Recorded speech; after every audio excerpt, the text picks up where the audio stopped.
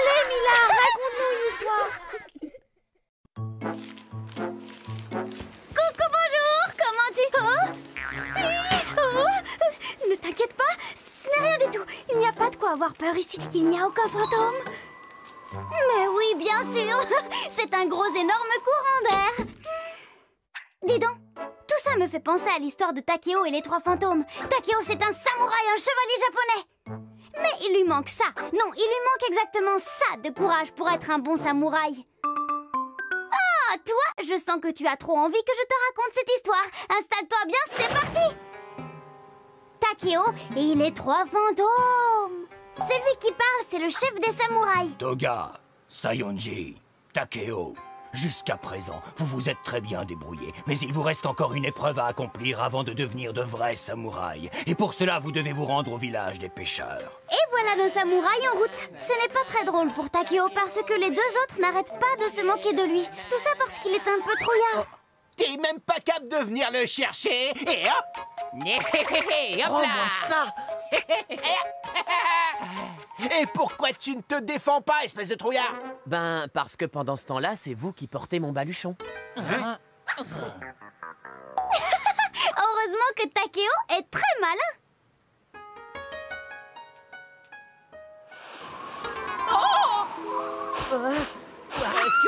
Au secours, ce sont les 3 fantômes du temple.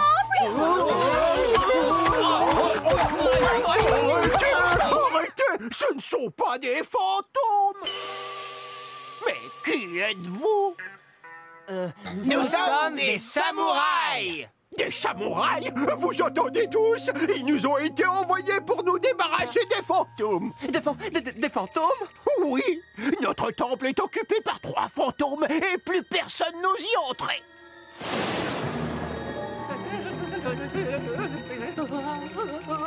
Non, rassure-toi, vieil homme. Grâce à nous, ces fantômes ne seront bientôt plus qu'un mauvais souvenir pour vous tous. Eh oui, c'est ça la dernière épreuve avant d'être un vrai samouraï.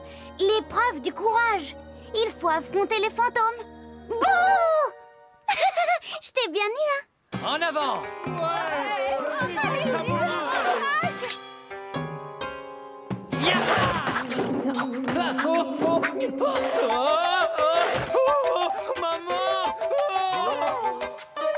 Ne vous inquiétez pas, avec moi vous allez enfin dire sayonara à ces maudits fantômes.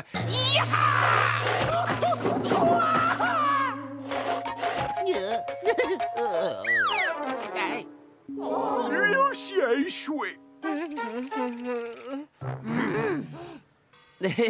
J'ai oublié ma bouée orange à tête de canard avec des fleurs bleues. C'est un porte-bonheur et sans elle, je ne peux rien faire, c'est idiot.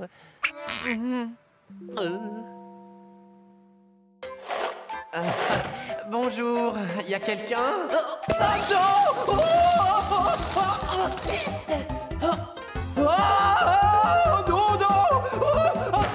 Laissez-moi sortir! Excuse-moi, mais il est pénible à crier comme ça. Je te raconte pendant ce temps-là. Alors là, il crie. Et là, il crie toujours. Et là... Oh, attends, c'est là que ça devient intéressant. Mais il a fini de crier, celui-là. Excusez-moi, monsieur, mais vos cris sont très pénibles. Petits yeux. Mais tu ne vois vraiment rien. Il est là. Oh non! Quoi? Je suis sûr que tu aimes la musique. Tu es timide? Peut-être qu'une petite chanson te mettra plus à l'aise. Je suis un fantôme. Je suis un fantôme. Mais moi, plutôt que de rien voir, j'aurais préféré être sourd. Mais vous n'avez pas l'air méchant du tout. Méchant, nous? Pourquoi on serait méchant? On ne s'est même pas présenté. Alors moi, c'est Ick. C'est parce que j'ai le hockey. Celui qui ne verrait pas une tombe dans un cimetière, ses petits yeux. Et l'autre là, qui joue de la musique et qui chante comme une chauve-souris enrhumée, c'est Casse-Oreille. C'est plutôt toi qui nous casses les oreilles avec ton hockey. T'as jamais rien fait pour le faire partir. Pour le faire partir, il faut arrêter de respirer.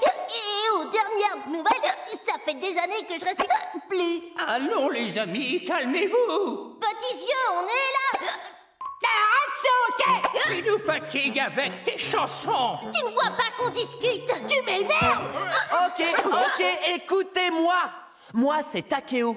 Je suis un futur samouraï. Au village, tout le monde a peur de vous. Pourquoi n'êtes-vous pas au royaume des fantômes comme tous les autres? On aimerait bien, mais le roi des fantômes nous a dit qu'il nous manque un objet à chacun avant de pouvoir le rejoindre. Voyons, Ika le hockey, petits yeux ne voit rien et casse-oreille agace tout le monde avec sa guitare abîmée. Je sais! Alors, et toi? Tu as deviné quel objet Takeo va demander aux villageois? Oui? Alors on vérifie. Tiens, petits yeux. Des fantômes! Oh bah oui, c'est vous! Tiens, casse-oreille. Que c'est beau! Ouais, c'est pas mal. Ah!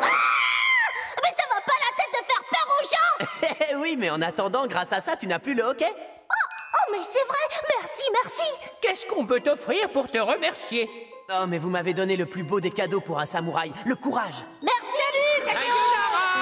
Au revoir, les amis! Après cette aventure, Takeo n'a plus jamais eu peur de rien. Et surtout, il est devenu un grand samouraï.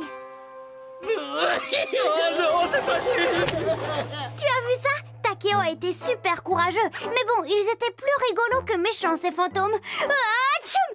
Ah, ça, c'est à cause du courant d'air. Coucou, bonjour, c'est moi le petit fantôme. Mais ça va pas bien, je ne suis pas un fantôme, moi je suis un mouchoir.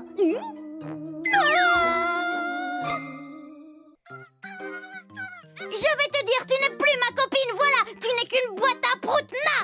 Oh, tu es là, coucou, bonjour. Excuse-moi, mais je suis de très mauvaise humeur. Lucie m'avait promis qu'on irait au parc d'attractions si je l'aidais à ranger sa chambre. Alors moi, je l'ai aidée à ranger sa chambre, et puis maintenant, elle a changé d'avis. Je suis trop déçue. Moi qui croyais que c'était ma super copine. Je me sens comme Carlo le hérisson. Mais si, il croyait que Rodolphe le renard était son ami. Ça ne te dit rien? Bon, alors attends, je te raconte leur histoire et tu vas mieux me comprendre. C'est parti! Rodolphe et Carlo. Lui, c'est Rodolphe, la star de la forêt. Et tout le monde l'admire. C'est lui qui a berné le grizzly. Vraiment? Tu vois la petite main là? C'est celle de Carlo le hérisson. Voilà. C'est le plus grand admirateur de Rodolphe. Je pourrais avoir une photo avec vous? Mais bien sûr, petit. Pousse-toi de là. Dites, monsieur Rodolphe, j'aimerais tellement devenir votre ami. C'est possible? Mais bien sûr. Youpi, génial. Je suis l'ami de Rodolphe. Youpi. Et depuis ce jour, Carlo suit Rodolphe partout. Un jour, alors qu'il se baladait dans la campagne, Rodolphe eut très faim. C'est pour qui les bons raisins? C'est pour moi! Attends, ne mange pas ces fruits, Rodolphe. Le paysan va t'attraper. Il rôtit et mange tous ceux qui entrent dans son verger. Bon, j'ai déjà berné Pete le grizzly. C'est pas ton petit paysan qui va me faire peur. Est-ce que c'est bon? Oh, savoureux. Wow! Tu as vu celle-ci, Carlo?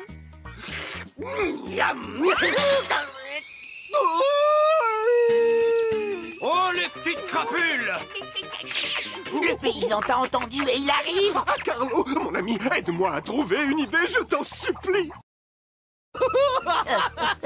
Je sais, fais-toi passer pour un chien. Les humains aiment les chiens, c'est bien connu. Tu vas voir ce que tu vas voir, maudit fouineur! Prépare-toi, mon gaillard! Ouaf, ouaf, ouaf, ouaf. Oh, mais c'est un gentil toutou tout câlinou à son papa, ça! Voilà, voilà. Oh, viens ici, toi. Je vais t'offrir à ma femme. Ça lui fera un animal de compagnie. Quoi? Mon bâtonnet de crabe. J'ai une surprise pour toi. Un toutou d'amour. Avec lui, tu ne t'ennuieras plus pendant que je suis au champ. À ce soir, maman. Oh, que le chou. Je vais te chercher à manger. Je suis trop malin pour toi, vieille sorcière. Salut! Oh, mon toutou! Et voilà comment, grâce à mon idée géniale de me faire passer pour un chien, je me suis sorti des griffes des affreux paysans. Mais c'était mon idée. C'est toi le nouveau copain de Rodolphe? Méfie-toi de lui. Moi aussi, j'étais son ami avant. Tu vois ce plâtre? Eh bien, un jour, alors que Pete le grizzly nous poursuivait, je suis tombé. Et tu crois qu'il m'aurait secouru? Non. Il s'est enfui. Et il m'a abandonné alors que j'étais blessé. Ah. Oh, vraiment? Oui. Dis, Rodolphe, c'est vrai ce qu'a dit la tortue que tu l'as abandonnée alors qu'elle avait la jambe cassée? Mais non, elle est jalouse, c'est tout. Et c'est normal, hein? Elle aimerait être aussi rusée que moi. Tu sens cette odeur? Oh, ça sent la bonne tambouille dans le coin. Mais, Rodolphe, tu es fou, arrête! C'est la caverne de Pete le grizzly! Qu'est-ce que tu es froussard? Fais-moi confiance. Je l'ai déjà berné une fois, alors pourquoi pas deux, hein? Oh, un fossé! C'est trop large pour moi, j'y arriverai jamais! Mais si, fais comme moi, du style, de l'élégance, de la classe! Ah!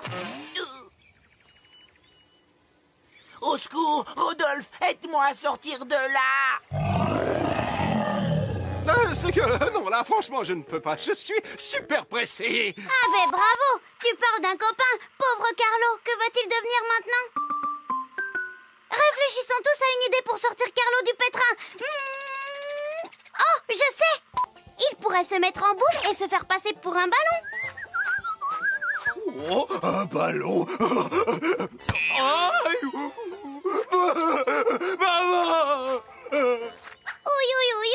Oui, ça pourrait marcher, mais c'est un peu méchant quand même. Heureusement, Carlo est encore plus malin que ça. Rodolphe, mon ami, avant de finir dans le ventre du grizzly, je voudrais te dire un grand secret. Un secret?